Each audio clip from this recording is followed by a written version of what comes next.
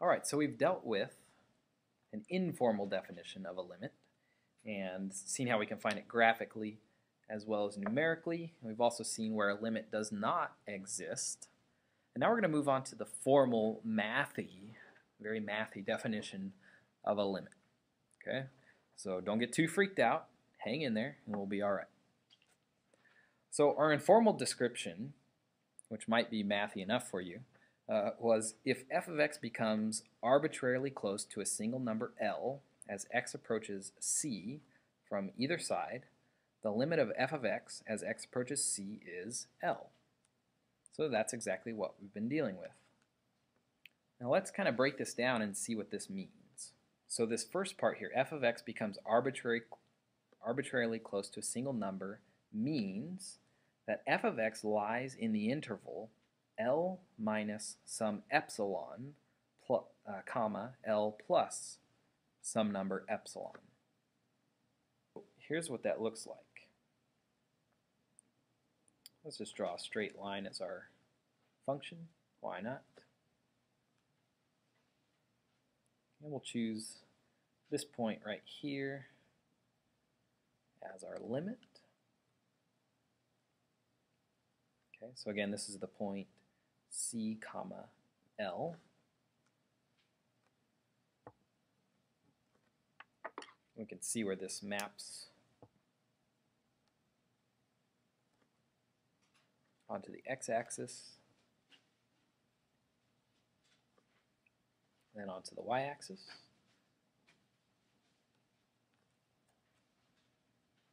And we get L here. Okay, so this first part, if it lies in the interval L minus epsilon and L plus epsilon, that's basically talking about a distance where our f of x is going to be within epsilon units of the limit. Okay, and we do that with an absolute value sign. So absolute value, when we're dealing with that, all we're talking about is the distance of epsilon. We're going to call this arbitrary number L plus epsilon. We're going to call this number L minus epsilon. Okay, so what that means is this length right here is epsilon. Above it and below it, and it gives us these 2 points, L minus and L plus epsilon. Okay, and that's what it means to say f of x becomes arbitrarily close to a single number. It means it's somewhere in between here. And that's all we're talking about. Now, the x approaches c portion means there exists a positive number, we'll call this delta, such that x lies in the interval c minus delta, comma c, or c, comma, c plus delta. At any rate, we're going to have x minus c being between 0 and delta. So all we mean by that is we're going to take delta away from c. We'll call this c minus delta. So there exists a delta where we can subtract it there, and also where we can add it.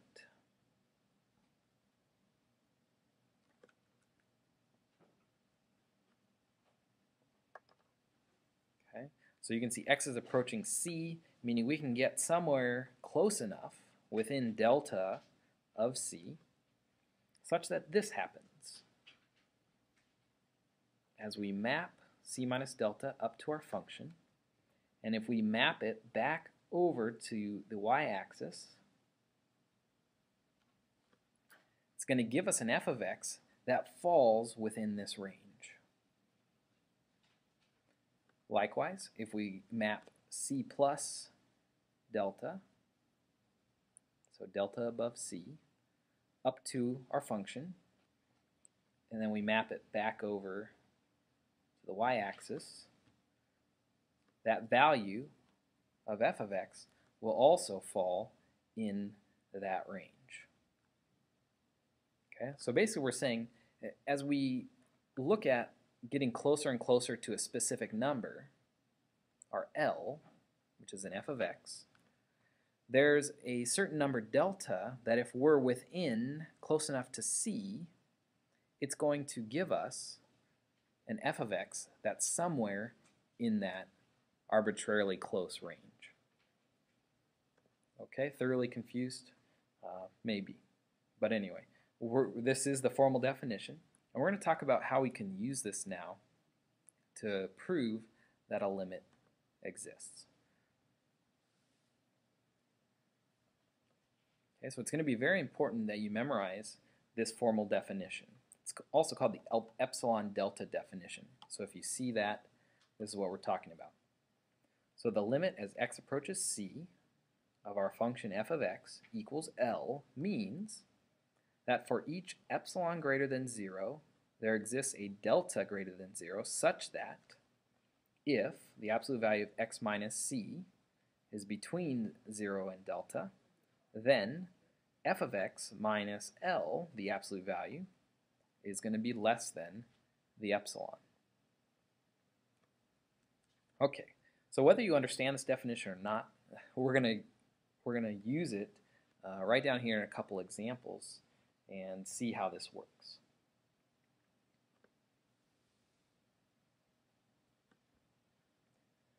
Okay, so it says given the limit, the limit as x approaches 3 of our function 2x minus 5 equals 1. So they're giving us the limit. They're saying the limit is 1. Find a delta such that the absolute value of 2x minus 5 minus 1 is less than 0.01 whenever the absolute value of x minus 3 is between 0 and delta. Now again, this may not mean a whole lot to you, but you need to be able to identify the different items in this from the definition. Okay, if we can do that, we'll be on a good start here. So as I look at all of this, I'm seeing the limit as x approaches 3. Well, what is 3? That is our c value.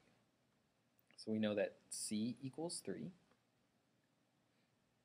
If we look right in here, this is our f of x.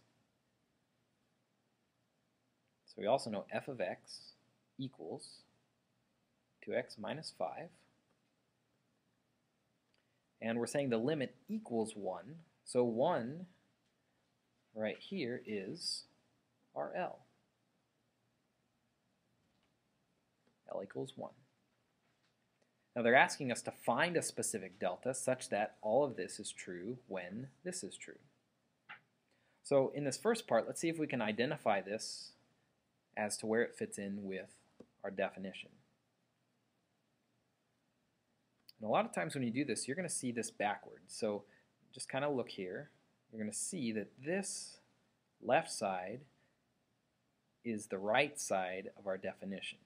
So we start backwards. So you can see here's your f of x, right? Which is the same here. And then minus L, you can see that there. Minus L is minus 1. And then less than. And this is less than epsilon, and here we have 0.01.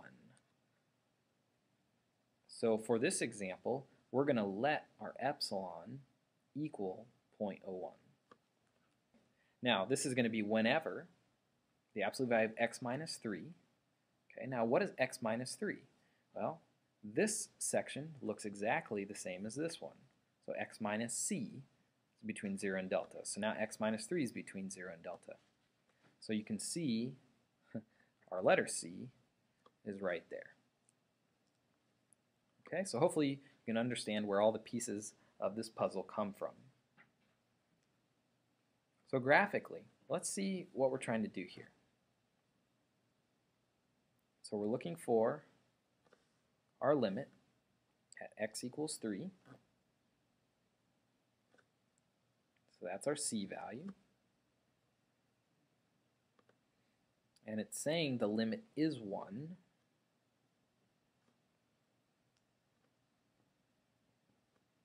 And we're going to prove that, pardon my stretching of the range here, but we're going to put our L plus epsilon right here, which would be 1.01, and our L minus epsilon here, which is 0.99. So our task is to find a delta so that when we map it up to our function, it gives us an f of x that's going to be in this range. So as we go delta below c, f of x is still going to be greater than 0.99.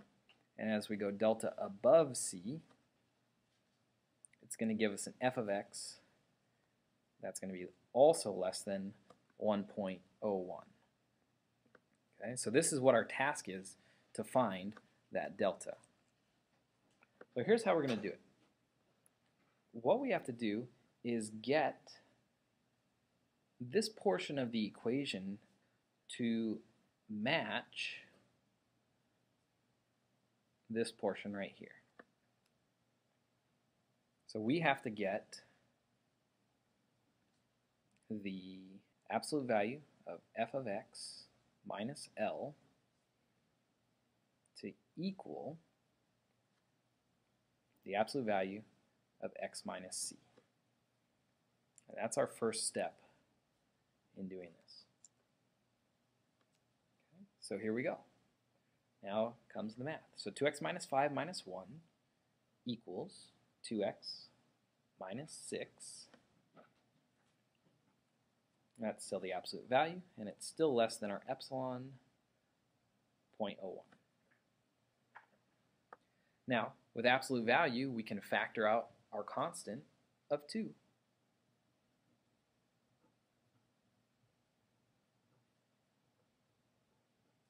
We're left with 2 times the absolute value of x minus 3 is less than 0.01. Now, hopefully, at this point, you can see that the x minus 3 and the x minus 3 and the absolute value are the same. Okay, so that's what we want to do. Now we want to just go ahead and get the absolute value of x minus 3 by itself by dividing by 2.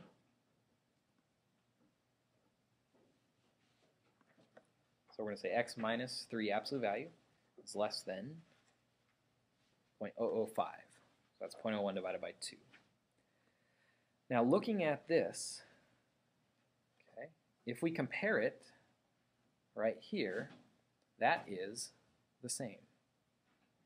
Okay, do you see that? So what we've found here is that delta is going to be equal to 0.005. So that was our task, find a delta such that this was true, and we did that. Now unfortunately, we can't stop there. We have to actually verify that this works. So to be able to do that, we're just going to rewrite this second part, okay, which is actually the first part of our definition, using the delta that we chose. So we're just going to go 0 is less than the absolute value of x minus 3 is less than our delta of 0.005.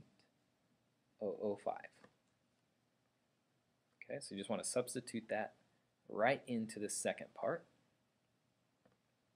Now this implies,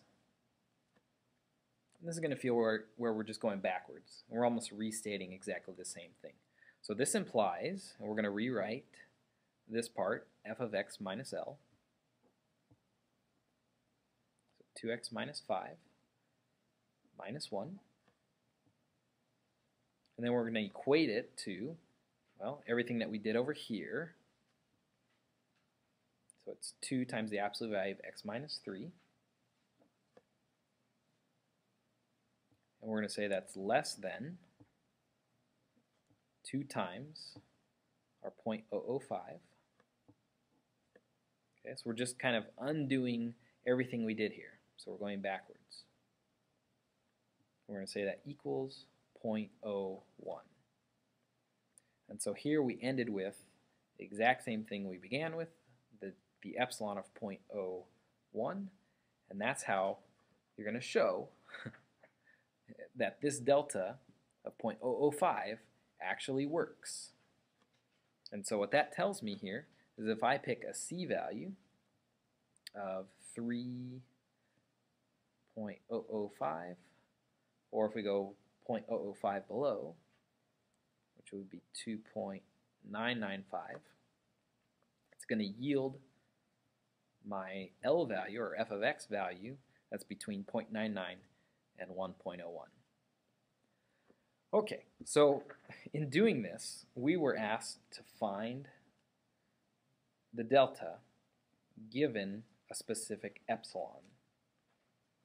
Very important that this doesn't prove a limit exists.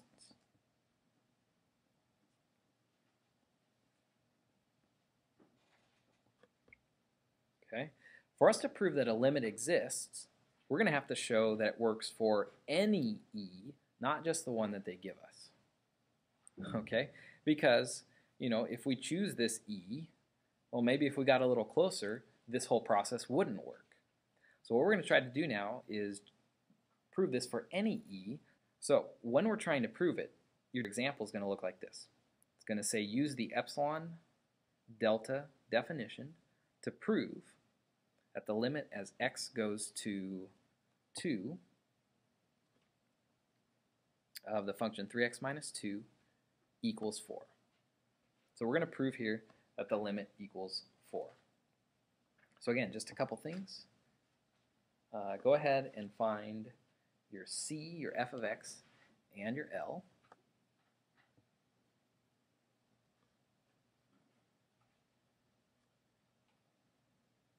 So I get C equals 2, f of x is 3x minus 2, and L equals 4. And let's begin our proof. So we're just going to start by writing for each epsilon greater than 0, because we're doing it for all of them, there exists a delta greater than 0 such that, we'll abbreviate that ST, such that, and what we want to do here is go ahead and start with our definition, but start with the second half of the definition. Okay, so we're going to write f of x minus L in absolute value is less than epsilon. And we're going to plug in everything we know.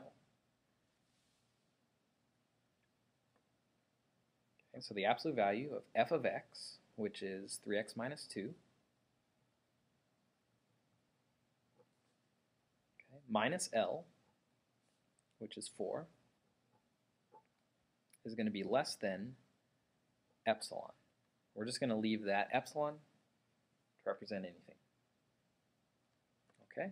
Now this becomes very similar to what we did in the previous example. We want to go ahead and get this whole part to look like, well, what are we trying to get it to look like? Well, when 0 is less than the absolute value of x minus c, so we're just going to take this whole second part, okay, right from here. So we have x minus c, and c in this case is 2, is less than our delta. So what we're going to do now is go ahead and figure out what delta is in terms of epsilon. So we're going to try to get this absolute value to look exactly like this absolute value right here. Okay, so this becomes 3x minus 6 less than epsilon. We can factor out the 3.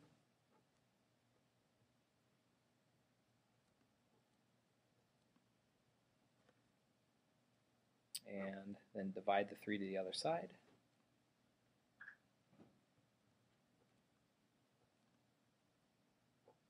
So we get the absolute value of x minus 2 is less than epsilon over 3. Now again, because these two things match, okay, we can say that x minus 2 is less than delta, and so we can equate delta equals epsilon over 3.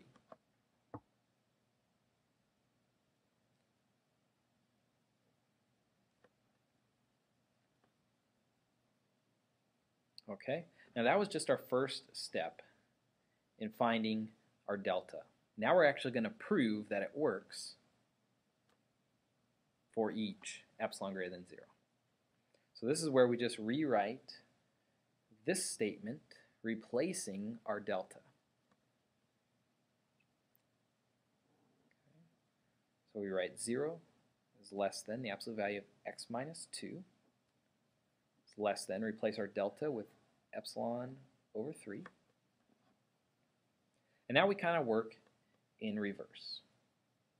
Okay, so at this point we're going to rewrite our original part here.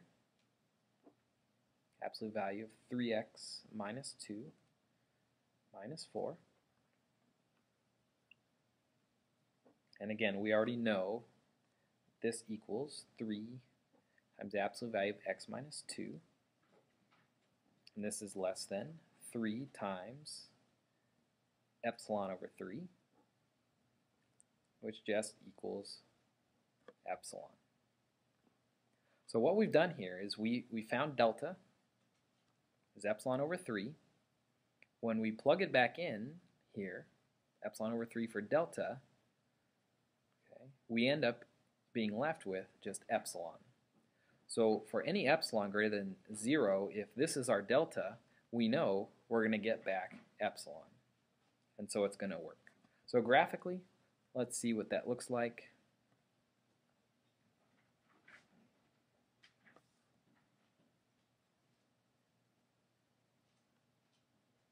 So here's c equals 2.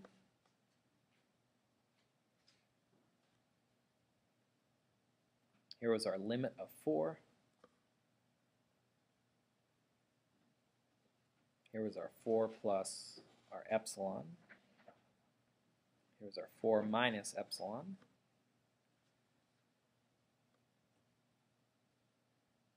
And we found that 2 minus our delta